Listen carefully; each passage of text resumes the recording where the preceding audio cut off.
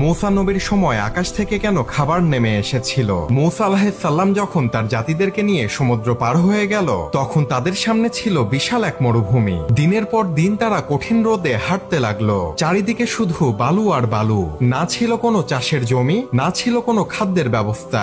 এই কঠিন সময়ে আল্লাহ তাদের প্রতি বিশেষ রহমত করলেন। আল্লাহ তাআলা তাদের উপরে মেঘের ছায়া করে দিলেন, যেন এই রোদ তাদের কষ্ট না দেয়। এরপর অলৌকিকভাবে আকাশ থেকে নাজিল হতে লাগলো মান্না, অর্থাৎ এক ধরনের মিষ্টি খাবার, যেটা সকালবেলায় আসমান থেকে আসতো, আর সন্ধ্যার দিকে আসতো সালওয়া, অর্থাৎ ছোট্ট পাখি, যা সহজেই ধরা যেত খাবারের জন্য।